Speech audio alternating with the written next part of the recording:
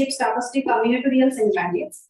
Professor Vincent received the BA and M Engineering degrees in Electrical and Information Science from Cambridge University in 2005 and the PhD degree in Electrical Engineering and Computer Science from MIT in 2011. He is currently a Dean's Chair Associate Professor with the Department of Mathematics and the Department of Electrical and Computer Engineering, National University of Singapore. His research interests include information theory, machine learning, and statistical signal processing. He is a member of the IEEE Information Theory Society Board of Governors. He was an IEEE Information Theory Society Distinguished Lecturer from 2018 to 2019. He received the MIT ECS Dean A.U. Kong Outstanding Doctoral Thesis Prize in 2011, the NUS Young Investigator Award in 2014, and the Singapore National Research Foundation Fellowship, and the NUS Young Researcher Award in 2019. He is currently serving as Senior Area Editor for the IEEE Transactions on Signal Processing and an Associate Editor for the IEEE Transaction on Information Theory. Before we move on to the talk, we would like to request the online audience to keep your microphones on silent for the duration of the talk, except when asking questions. And for questions, you may raise your hand or type them in the chat box. We'll relay your questions. And for in-person audience, we have arranged for refreshments in the coffee hut. Please help yourself to continue the conversation in the coffee hut after. Over to you, Professor. Thank you very much, and thank you very much for inviting me to IISC. It's very nice to be here. So today I will talk about some recent work called probably AnytimeSafe Stochastic Combinatorial Semi-Bandits. This is joint work with my second year PhD student, and one of my former PhD students, who is now a postdoc in the University of Alberta, Canada. All right, so this work is going to be presented at ICML in a couple of weeks' time. So you have a preview of it for ICML. Okay, so there are many big words here, and I'll try to explain all the big words, at least in the problems setting setting part of the problem. Okay. So that's the outline. I will not walk through each one. I will not read through each of these words here, but let me just go straight to the motivation. Okay.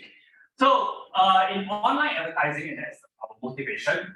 For example, you have two advertisement slots, right? On a single web page, you cannot display too many ads. You can only display a finite number, a small finite number, say 2.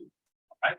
So you can display an ad of a fast food restaurant and an ad of a not so healthy, soft drink. All right, so you can only put 2 things because your web page is only that big. It's not very, it's not huge. So there are only 2 advertisement slots, and the permissible candidates are A and B, where A comes from the set A, and this is the set A, and B comes from the set B. So at each point in time, you can select one item from the left from set A and one item from the right from set B. Okay? And you observe the click-through rate.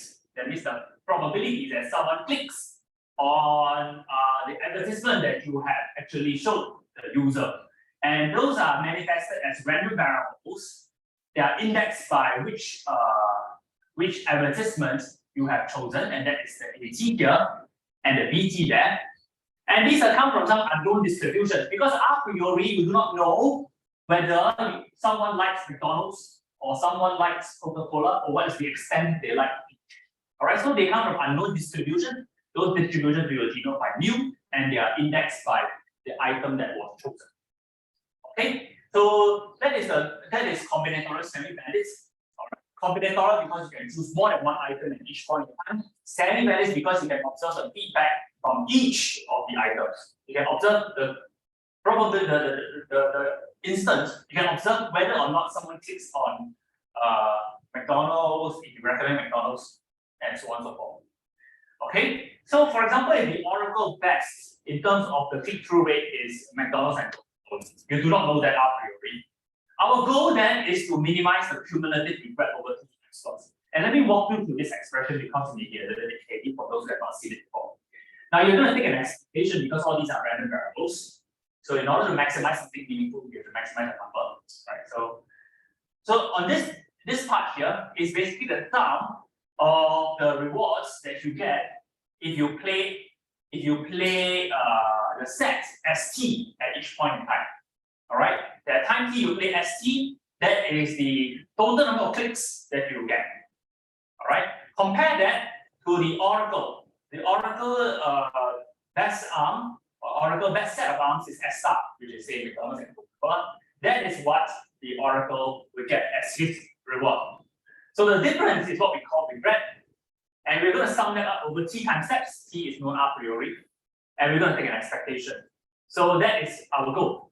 That is the goal of minimizing the cumulative regret over t time slots in the combinatorial semi-bandits problem. So I hope I've explained one of the complicated words in my title, combinatorial semi-bandits. All right, so another big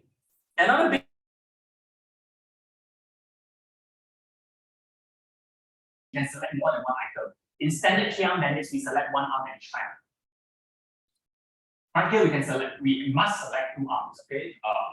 We must select 2 arms, okay? All right, so here is some motivation. Okay, I just mentioned that in my title, there's another big word known as safety.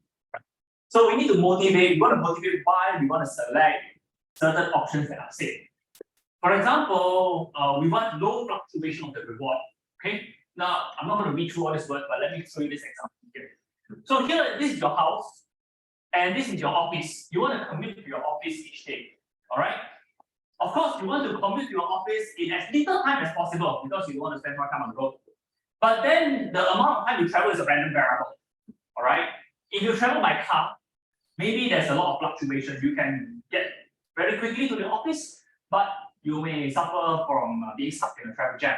But if you take the subway here, perhaps it's more deterministic.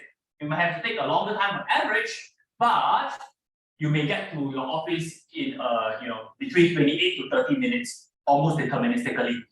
So we want to arrive at the office on time. The reward is we hope that we have less transportation time.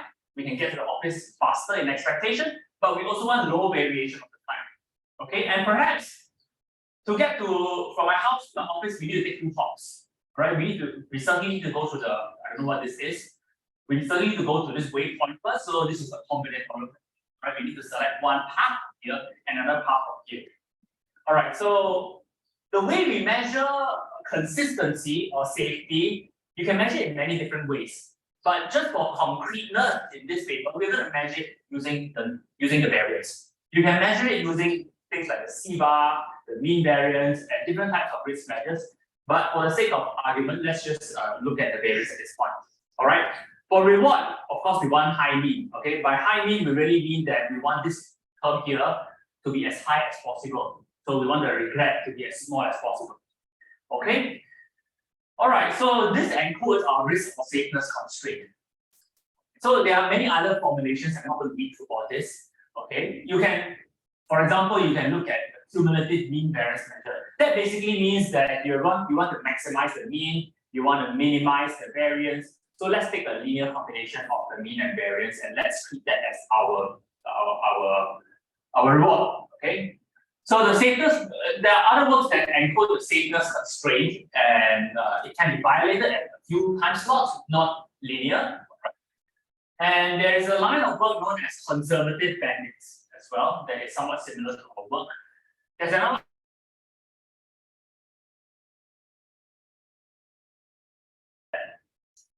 But the most relevant type of work is this constraint known as stage-wise safety or conservative constraint.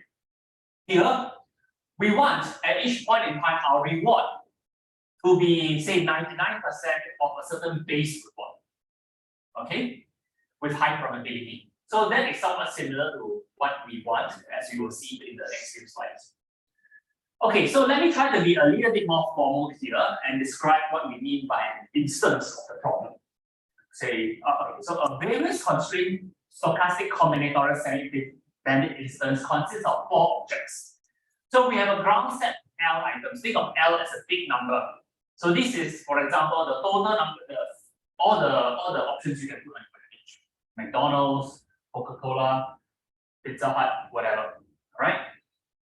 And AK here is a collection of subsets of this ground set with cardinality at most k. Because your web page is not very big, you can only place at most k ads on your web page. So this is the admissible set of subsets, all right, that you can place. So the cardinality is at most k, right?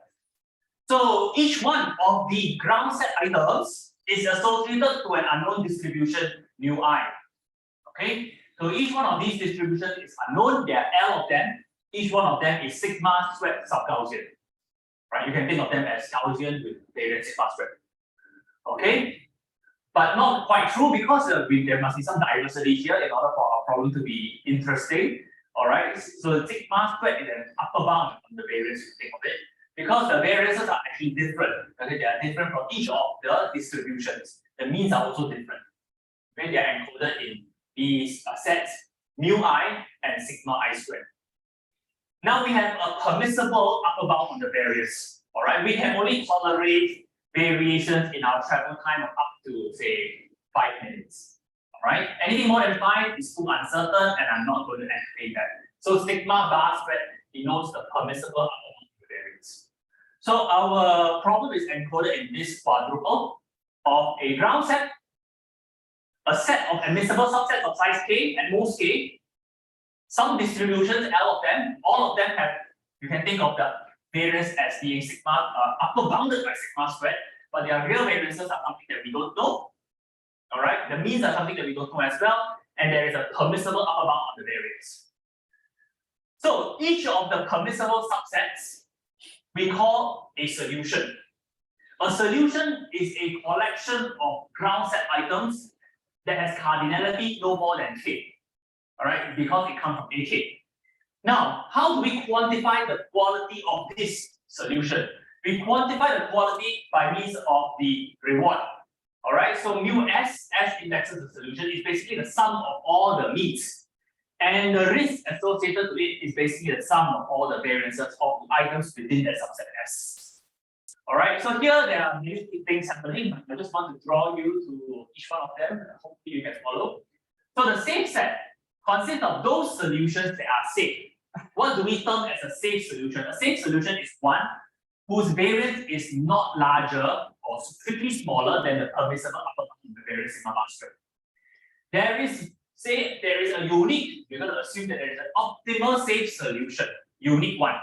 That is the solution that maximizes the mean. So that is the solution that has the smallest travel time, subject to the condition that the variance is not too large. Not larger than the permissible upper bound of the variance. So that's the optimal safe solution. Okay, there are several other sets that will turn out to be useful for our analysis. What is a suboptimal set? The suboptimal set is a set of all possible solutions that have means that are smaller than that of the optimal safe solution. So that's a suboptimal. Okay, we're not talking about anything to do with the variance at this point in time. The risky set is a set of all possible solutions, all right, that have means that are bigger than that of the optimal safe solution. So this is very risky because you have no idea about what this variance is, but it may mislead you because its mu S is bigger than that of the optimal safe solution. Now, in bandit theory, most of the complexity, most of the hardness parameters are encoded in terms of gaps. All right, these gaps are basically the difference between a solution, the mean of the solution, to the optimal, to the highest mean of the associated with the optimal safe solution. So there's a mean gap. The variance gap is basically the difference between the variance of that of a solution and the permissible upper bound. So the smaller these are, the harder the problem. So let's look at this picture here. The optimal safe solution is this guy here, all right? This red triangle here, but I'm going too fast. So let me slow down and say that the x-axis is the variance, and this is the permissible upper bound in the variance. Everything to the right of it is unsafe, not safe, because the variance is too big. All this blue stuff is not safe. All right, all the stuff on the left-hand side of this vertical line is safe, are safe. And we are looking for the one that has the highest mean. So the one that is the tallest here. Note that there are some stuff here that's taller, but those are really risky. All right, they may mislead you. Everything on the left hand side is safe, but this is the optimal safe. All right. So I've already mentioned this big expression here, and that's the regret. That's something we want to minimize, we want to make small. All right. But we want the following. This is the novelty in this paper. This is the only thing that you should remember about our work. All right. The only thing that you should remember about our work is the probably AnytimeSafe constraint. What does this mean? At every point in time, that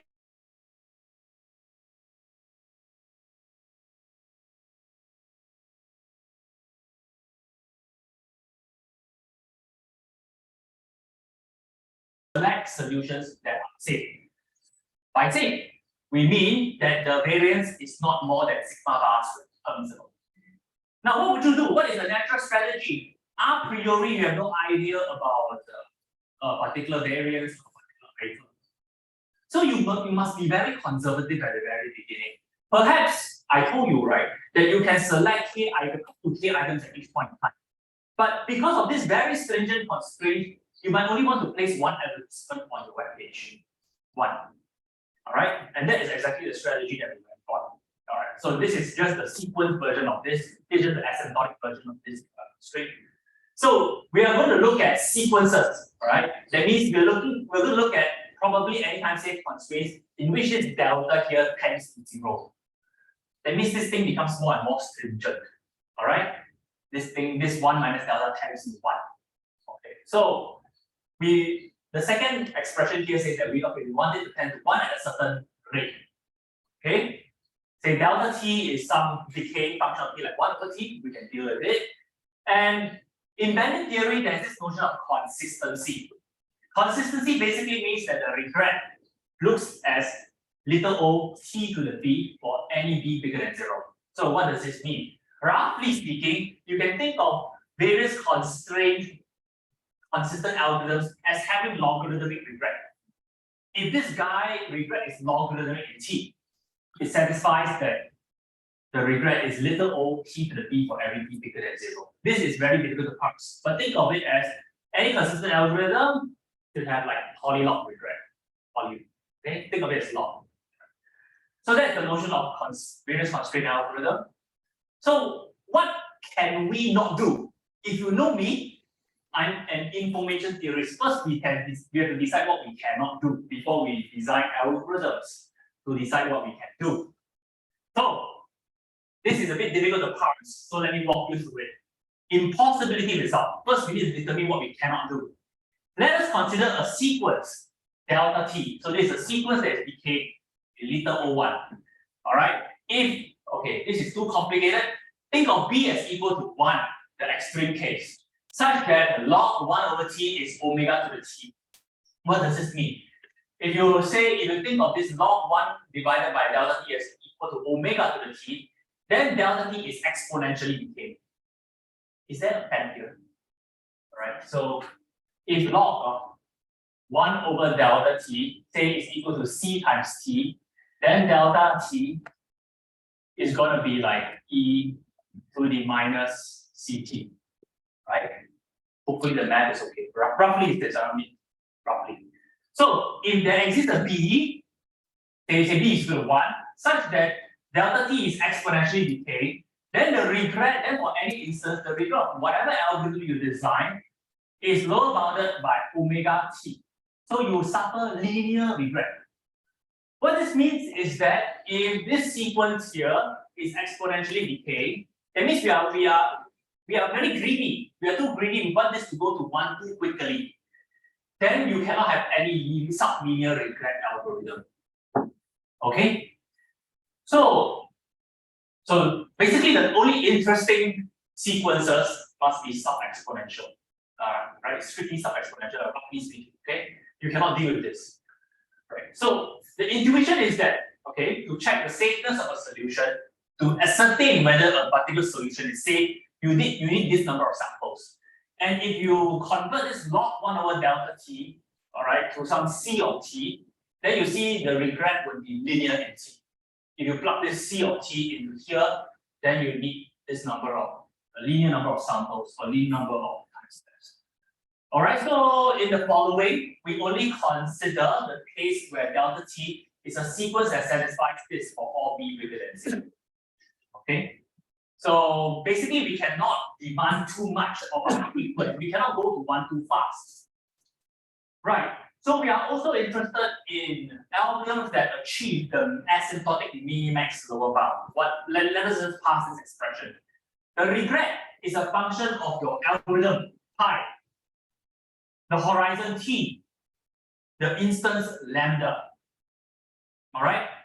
Let's look at the worst case possible instance. Okay, and let's look at the best possible algorithm to counter all possible bad instances. Lambda. All right, the lambda actually, but the sigma bar is fixed. All right, so that's the best possible algorithm that counters all possible, that tries to fight against all possible bad instances. Lambda. So that's pi star.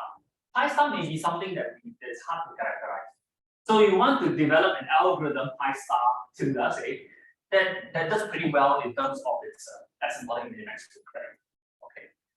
So in the next few slides, I'm going to show you some results. All right, those results may be a little bit difficult to pass, but I'm going to tell you the essence of the results that make it easier to pass. All right. So hopefully everyone is okay. Basically, we cannot have sequences that tend to 0 too far. Exponential is out of the question. As much as I like exponential because I'm information curious. All right. And the intuition is that we cannot deal with this. We have linear regret and that's meaningless. So we have to look at sequences that are like polynomially decaying. Like for example, delta t is like 1 over t to the alpha. All right, that is permissible, no problem. Yeah. Can you just explain why you need decayed sequence for which result? Because you don't change the okay. So it's basically you have the longer is your horizon, the smaller we get your safety set. Yes. Right? Yes. And you ask yourself what is the growth. Yeah. So we are looking at what is the growth towards 1. And what I'm saying on the next slide is that if you demand going towards 1 too fast, you will have linear regret. Okay. Yeah. So we only consider, roughly speaking, we only consider deltas that are polynomially decaying. And then assume that t is going to infinity. Yes, we always assume t is going to be everything That means that you are completely safe. Yes. Whatever Completely the sense of converting to 1. Converging to 1. Converting to 1 completely, yes. Okay. All right. So that's that. So, right, what is this? So we have a problem dependent bound. Okay.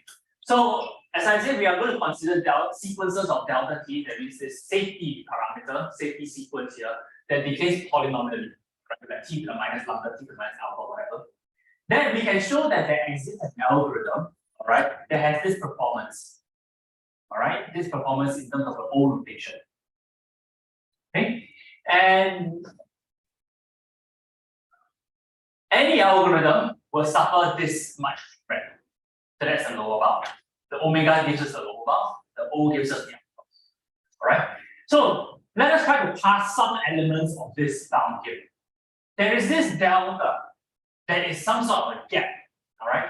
This delta here is the minimum safe suboptimal gap of item I. So you look at a particular item I, and you look at all possible sets S that contain I. All right. And S must be a safe and suboptimal set. Okay. So basically, these are basically the confounders. What will confuse you? Those deltas that will confuse you in the worst case. So they manifest themselves in the denominator here. Because the smaller these gaps, the more difficult the problem. Okay? Now there is also this other term here that is characterized by the hardness parameter of a particular instance. Alright, so I will not tell you what is this hardness parameter, but trust me, it characterizes the hardness of a particular instance. And in order to get this bound over here, we devised an algorithm known as probably AnytimeSafe combinatorial UCB. Right. So that is basically the title of the paper. What will this script be? Sorry, this could be. Intersection. So S is the safe set, B is the suboptimal set. Alright, I mentioned this. It's too hard to remember here. So there's a safe set and there's a suboptimal set. You take the intersection of those two. Basically, you can think of that as a that confuse you. And you look at the worst case gap in that particular case. Okay, worst case gap that characterizes the difficulty of the one part of the difficulty of the problem. So the upper bound is achieved by a certain algorithm which I will sketch for you, and the remaining part is. So in bandit theory, people are also interested in problem-independent bounds. So here there is a dependence on the problem. The problem is characterized by, it's manifested by this gap. People are also interested in problem-independent bounds. So for every problem instance, you will suffer this amount of regret. Alright, so if you take a look at this, you will have this main term KLT. K is the number of items, the maximum number of items you can produce on your web page. L is the total of ground items, T for X. Okay. So the first part of this is due to suboptimality. Alright, it's due to identifying that a particular or ascertaining that a particular set is suboptimal. This second part here, this blue part here, is due to safeness checking. Right? We need to check that any solution that we want to recommend, ST, is safe. So each one of these comes from a different reason. One is due to ascertaining suboptimality, another one is due to safeness checking.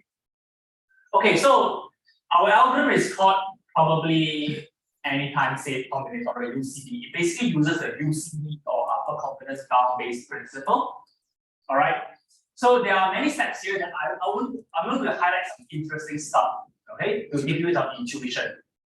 So we apply the optimism in the face of uncertainty principle. So we are going to recommend, or we're going to first identify a particular solution, right, that maximizes a certain upper confidence bound. That is U. U stands for upper confidence bound. And we're only going to look at those sets that we deem are quite safe. Alright, we're only going to search over those sets SP-1, SP-1 that we feel are safe at this point in time. Alright. But we want to be ultra safe. So what do we do? Alright, this is a solution that we identify. But we want to be absolutely sure. So we're going to invoke something called a greedy split procedure to split the solution into a bunch of sub-solutions. Remember what I said just now? At the very beginning, you do not know what are the means and what are the variances of the R's. So perhaps at the very beginning, you might only want to recommend one item. That is why we will have to invoke a greedy split procedure to further split AP into some sub-solutions. At the very beginning, we are only going to be very conservative and recommend one at each time. So those are the ones. Alright, then we will choose these solutions, right? We will basically play these solutions, this sub-solution, and then we will update all the statistics. Because this is a semi-bandit problem, we can see the outcome of each of the items that we pull. We can basically choose those solutions, update the statistics, update the empirical sets based on the observations we have obtained, and update the counters as well. Now, all this is very complicated, so I'm going to show you a picture. Okay, the picture is easier to parse. All right, so this is the solution that maximizes the upper confidence bound, and it consists of 5 items. 5 items, 1, 2, 3, 4, I1, I2, up to I2. Okay? Now, the sigma bar squared is here. The sigma bar squared is here. So if you're going to play this solution, you're going to bust the budget, which is too dangerous. So greedy split basically says, well, greedy split.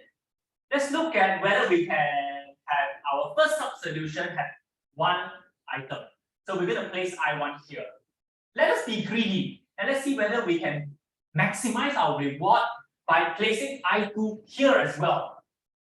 All right? Yes, we can. We have not busted the sigma bar squared budget at this point. So that is our first sub solution.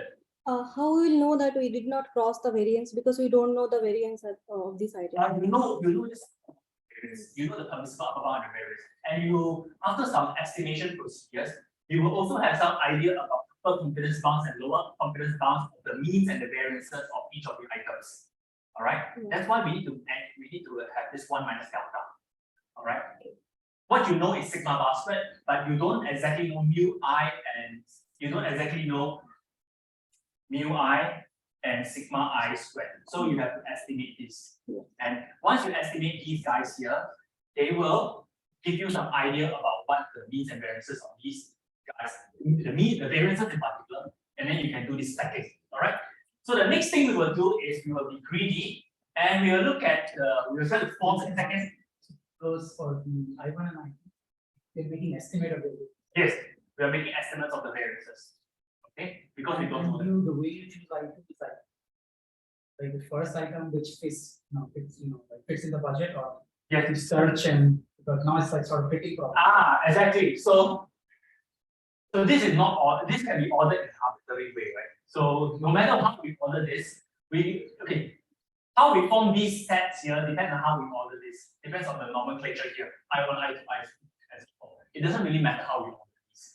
Okay. For the purposes of the analysis. And you look yourself, from what I understand, you are not obliged to play K arms. So You're not obliged to. We can. So the budget is K because the web page is that big. You can put 5 elements, but you can put 1 or 2 if you wish, and you should put 1 or 2 at the beginning. So you cannot do it. You cannot do it if you have a fixed subject. Means that fixed in the sense you are forced to play 3 arms. Yeah, you cannot do it. Yeah, Because if you are forced to play 5 arms, then you might easily bust the budget. Because, for example, if we go back to the vote problem. Yeah. That is not that is Okay. Yeah, you must play less than. Yeah, you must play less than K at the very beginning. All right, what do I want to say? One more question. So how do you get this I1 to I5? So I understood that you Ah. have some kind of optimistic bound. Yeah. Right? Yes. And so let's go back to the picture and let's see. So how do you this? So what is it like? You have to. So you have already some estimate of mean and the variance. Yes, you have estimates of means and And variance. those means should also the variance should be less than that upper bound. Yes, the sum of the variances. That's the upper bound. So this is the candidates of which you're gonna fit in solutions. Now Yes. you take them and try to fit them, like bunch them so that they all meet your variance. Yes, you bunch them up so that you can maximize your reward, but at the same time, not bust the variance budget. So maximize the, okay, but this, when you say maximize the reward, that you're not showing this picture. I'm not showing that because but the more items there are, No, the better. but it's not clear, right? It's possible that one of them has a lot of fun and adding extra mu does not. Yeah, but all the views are assuming. Right, Yes. but maybe just small, right? Yeah, just small, but adding is better than not adding. Using only, right? Adding is better than not adding. That's the point. Everything is possible. All right, so we do this in a greedy fashion. If we add I3, we cannot add I4, otherwise we'll bust the budget. I don't know whether you see I4 here is this much. If you add it here, you'll bust the budget. I5 plus I4 is less than the sigma bar squared, so we're good. Right? So basically, we on the left-hand side, we split the solution according to the bounds and the variances. And through a simple calculation, okay, all right. So initially you suffer this much, you suffer a regret that is associated with AP, but you cannot play AP, it's unsafe. So you're going to play this sequence AP1, AP2, AP3. So that's the accumulated reward. So one more question. So from this AP, right? You Yeah. from this upper bound, you got some bunch of solution which you want to make it safe, right? Yeah. You're gonna play each one of them? Yes, you're going to play each one. You're going to play, so you're going to use 3 time slots now. Okay. So the associated regret is that of 3 time slots. So 3 time slots, 1, 2, 3.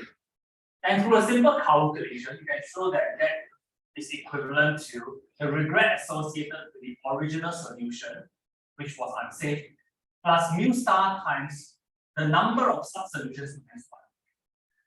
So let's show some algebra here. This was the initial regret, and this is the sum of the regrets due to U splitting. Okay. All right. So in the rest of the talk here, there is some analysis, and I do not want to go through all of it. But you can see that this NP here, all right, the number of solutions you split into is a random variable, and it is a fun, and then there is an almost sure bound on this random variable, which we call Q, and this Q is a function of the instance, like sigma bar squared L K X and so forth. But if we know that the upper confidence bound is bounded within some interval, then we have some control of the number of sub-solutions we have split a solution into. And the number of solutions we have split into can be controlled by this parameter M, which is basically the slice at which this upper confidence bound lies. And the estimate is quite good because we are only off by a factor of 2. So whatever I've said is rewritten here. Really split yields at most 2m sub-solutions if the upper confidence bound is within this slice that's indexed by m. And we can show that any splitting algorithm uses at least m sub-solutions. So here's a picture, right? So these are the regrets that we accumulate across different phases. All right. And here, I don't know whether you can see, but there are 2 different colors, the red and the orange. At the very beginning, the red stands for the instantaneous regret due to safeness checking. At the very beginning, we are very conservative and we have to split into many sub-solutions, which yields a lot of regret due to safeness checking. So you see a lot of red bars here. Because we really have to make sure that we are safe at the very beginning. We have very little regret due to suboptimality. But at the very end, what we notice is that the instantaneous regret due to safeness checking is already very small, and it goes away because we've ascertained that there is a bunch of solutions, there's a set of solutions that we are very confident is safe, and hence we play each time. And hence the only regret that we accumulate is due to suboptimality, orange. So that is how the analysis goes. We are guided by this picture. Is that what M is fixed or is it changing? No, it's changing, it's a random variable actually. Oh, M is okay. Yeah, because the left hand side is U is a random variable, it's upper confidence bound. We're basically splitting the upper confidence bound into several slices. If you are in the nth slice, then the NP, the number of sub-solutions can be considered. And this is a very important. Slice it, you make it small. You slice them, you make it small, very small. All right, they are indexed by sigma bar squared. And based on that, we have control on the number of sub-solutions, which will then give us control on the instantaneous regret due to safeness checking. Because the regret due to safeness checking is directly related to NP from the previous slide here. There's a lot of regret here, the white part here, due to safeness checking. All right, so this is the analysis, maybe not so important, all right? So we're going to condition on some events that's typical, all right, in information theory language. So if you are atypical, then the regret is bounded, independent of T. But if this is atypical, this is typical. So if you are typical, then you can follow a sequence of analysis. So what is typical here? Typical means that your true variance is within your estimated variance, like plus minus epsilon. All right, that is typical. This epsilon is not specified in my slides. All right, basically, we are going to condition on this sort of event that the true variance for all I is within an epsilon ball. This is happening because you are taking many steps and Yeah. variances. Yeah, basically you are conditioning on the event that your estimates are pretty good. Estimates of the mean and variances, right? So that is the in event that I'm not going to write down. But you can believe that the atypical event has very small probability, and that the blue part is the atypical part can be controlled by a number that is independent of T. The rest of the analysis basically makes use of the decomposition due to splitting. This is due to splitting. And then there are some other steps here that allow us to separate our analysis into suboptimality, control of the suboptimality, and control of safeness checking. That lead to independent terms we see in our result. Okay, so on the event, the typical event, the regret due to suboptimality can be bounded as follows. And you see here that there is some contribution from these gaps here that I probably don't have time to talk about. Right, so there are basically these gaps here that are those that characterize the hardness of the distance. Okay, so each one of these has certain interpretation. For example, let me talk about the blue part here. This blue part encodes our difficulty due to suboptimality or unsafeness. Suboptimality or unsafeness, and hence there's a max here at the bottom, right? Okay. So there is also a regret due to safeness checking, and our analysis here leads directly to this hardness parameter. So the regret due to safeness checking, basically we are going to accumulate all the red part that is due to our greedy splitting procedure. Okay. So how we calculate this is through an ingenious way we do to my student. Okay, we are going to push all these red bars as far left as possible, and we are going to aggregate everything so that it is easy to calculate the upper bound. Okay, so we're going to push all these red bars here, these extra red bars, as far left as possible, and upper bound that using this black line, and that leads directly to this upper bound that involves the hardness parameter. Okay. What does H define? Okay, that's not written on the slide. It's a hardness parameter, right? It's a hardness parameter that is a function of the instance. Okay. So it involves means and variances, and it's a bit hard to, it's not so meaningful to write on the slide. Yeah, you can check our paper for the details. Now, in the very short remaining time that I have, I want to give you some idea about the lower bound. As an information theorist, I also care about lower bounds, how well our algorithm performs. And here there are some nice ideas. So let me just walk you through those small little ideas. So in this community, in this bandit community, to derive low bounds, we need to construct difficult instances. Okay. So we're going to construct a semi-bandit instance that in which there are L halves. Okay, and L is equal to 3 times L1 plus 1. Okay, and you will notice why we have this 3 and 1 here very soon. All right, each of these halves is of length K. K is the number of items we can display on our web page. L is the total number of items together. So we have P1, P2, P3, all the way up to PL, L halves. What do each of these paths signify? The first path is the optimal safe path. There's only one of them. The optimal safe solution. Okay, the first one characterizes the optimal safe solution. Then there are a bunch, L1 is going to be chosen carefully. There are a bunch of safe and suboptimal solutions. So all these solutions are to the left of the critical line, but they are suboptimal in the sense that their means are less than that of the optimal safe path. Super arm. Okay. Then there are L1 risky arms. Okay. And there are L1 unsafe and suboptimal. So those are really bad in aspects. Exactly all why exactly? Okay, so L1 is some parameter that they choose. Is that what you're saying? Why you get problem like always all of the different sections? One is optimal safe. Yes, that's fine.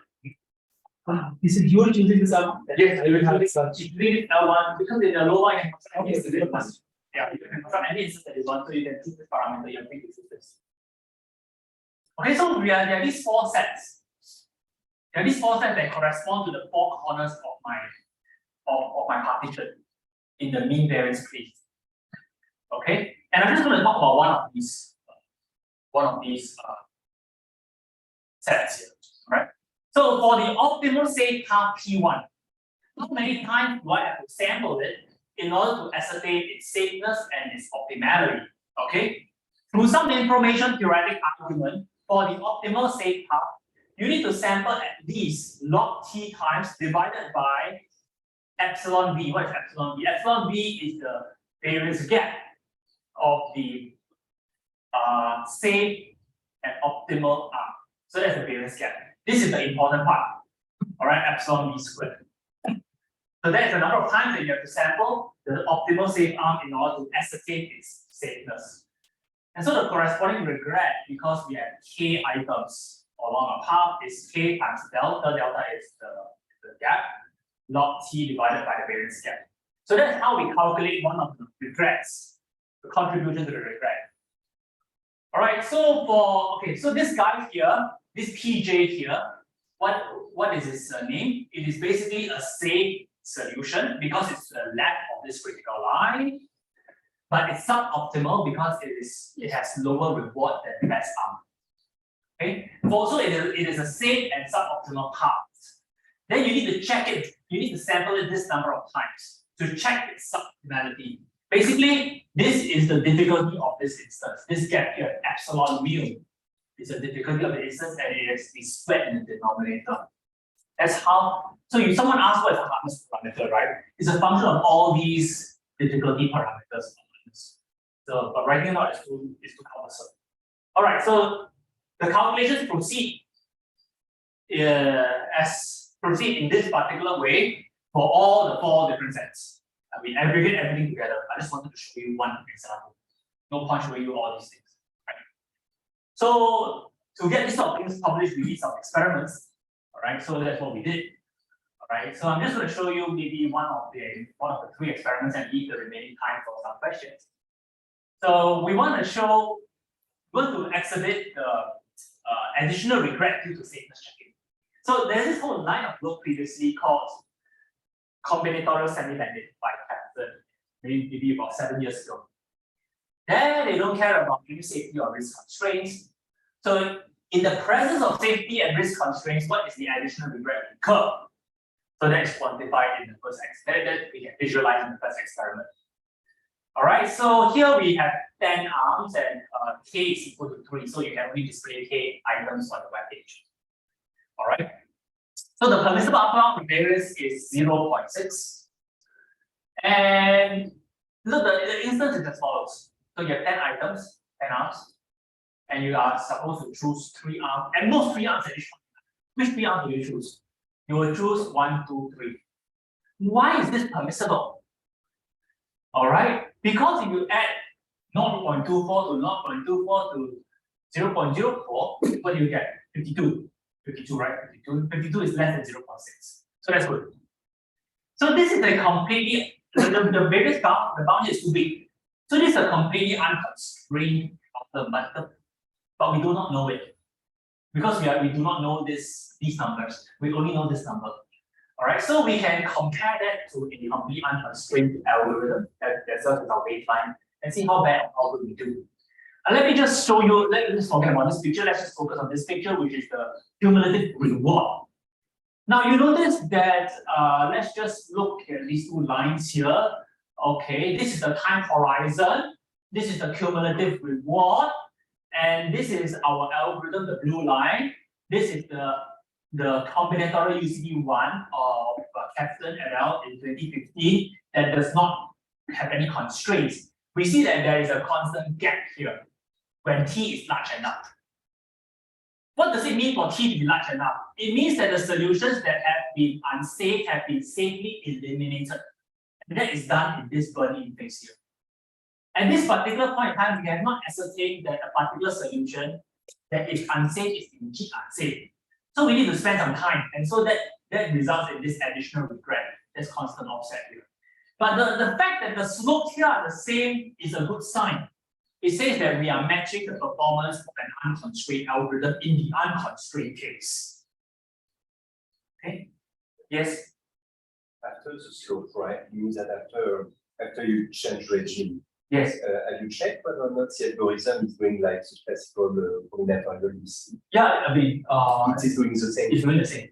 No, but really not in terms of performance and then in terms of execution. The execution. Why I'm saying that? The steps itself, it should be the same, but I didn't program this, so I cannot definitively. But when I'm saying that, in case it brings the same, and perhaps a simple combination between just exploring a lot at the beginning and not losing too much in terms of technique, and then deciding the switching time. Yeah, but I know it's not the bandit story, right? Yeah, But that deciding the switching time is the difficulty in all exploration and exploitation options. Because the decision of when to switch is a function of the instance. So that is the skill we automatically decide. Let me show that we match UCD, the standard UCD performance. Okay. Maybe this is not so interesting. The last one is more interesting. So someone asked, what is this hardness parameter? Hardness parameter scales like 1 over gap squared in some asymptotic regime, simple regime here. So we want to actually verify that indeed the dependence of the hardness parameter is correct in our analysis. All right. So this is the instance as well. And here, this is not complete. I don't know what is the upper bound on the variance, but this is not a complete unconstrained problem. So there are some constraints, and the hardness parameter scales as follows. Okay. What we are going to do in this particular experiment is to try to understand the dependence of the regret on this hardness parameter and check whether it indeed scales as follows. Okay. So empirically, we have these blue points here. Okay, on the x-axis, we have 1 divided by the variance gap squared. And this is the additional regret due to safeness checking. We want to check whether the additional regret due to safeness checking scales correctly as a function of the hardness parameter, which scales as 1 over gap squared. The experiments that we obtain, the results of the experiments are in these blue dots here, blue circles here. And we should see a straight line. Is this a straight line? Kind of. Right, we should have more points here, I feel, but it's almost straight. So this somewhat corroborates our theory. All right. So that brings me to the end of the talk. Here we formulate something new. All right. Maybe I should put the expression here. We formulate an AnytimeSafe combinatorial semi-bandits problem. What this means is that at any point in time, you need to select a sub-solution or a solution that is safe in the sense that its variance is not touching or not exceeding the permissible upper bound variance. We propose an algorithm based on some splitting techniques that I illustrated to you. We provide problem independent and problem dependent upper and lower bounds. The lower bounds are derived using information-theoretic methods. We design some experiments that should be designed to illustrate the empirical performance. And there's some future work, but I'm already quite happy with this because here we have some new formulation. So thank you very much for your kind attention. I hope that I'm on time to some time for discussion. Thank you very much. Thank you, Professor Vincent, for an informative talk. Any questions?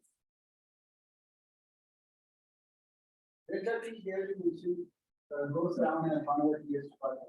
Yeah, I think it must have used longer. So the value of lambda is known to get Yes. Yes. and the choice of how much to explore is a function of lambda. Yes. Of course. If lambda is 100 or very, very large, then you want to converge to 1 very fast.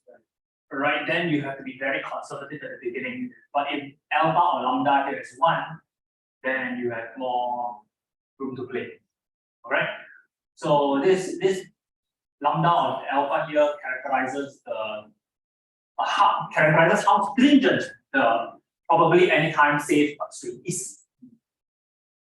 So this typical set will depend upon lambda. Like epsilon. Yeah, of course, the typical set will depend on epsilon. And this epsilon will depend. This epsilon is not epsilon; it's a function of t and so on and so forth. Yeah. Will it depend upon lambda, the constant? Yes, I think so.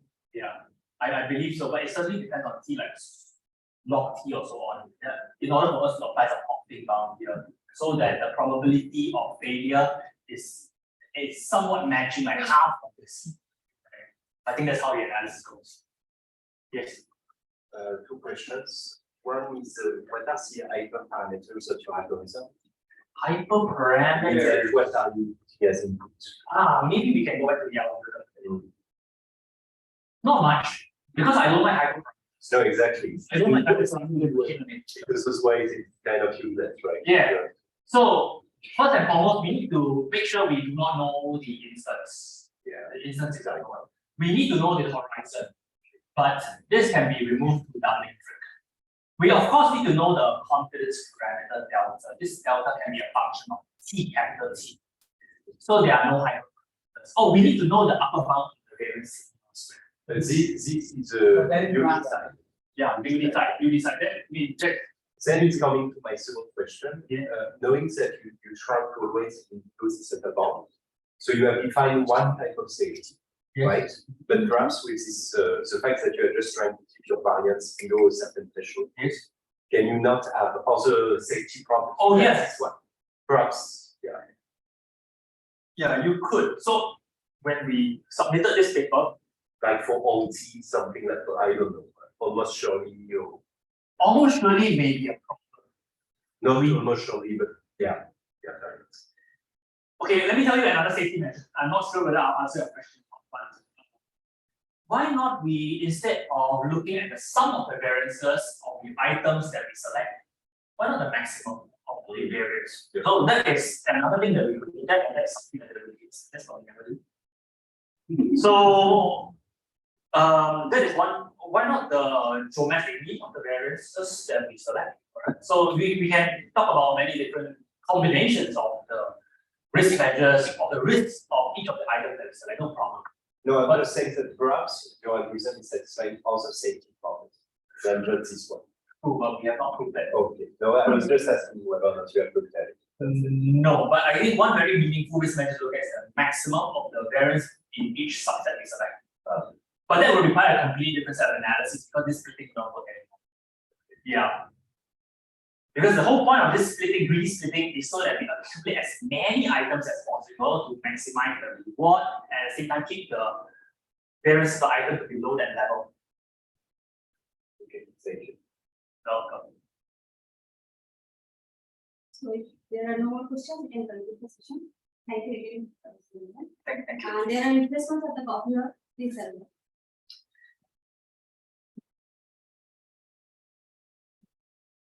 Next of the Zoom. Yeah. You have the recording. Yeah, I have the recording. You have the recording. Recording. Can you send the recording? Yeah.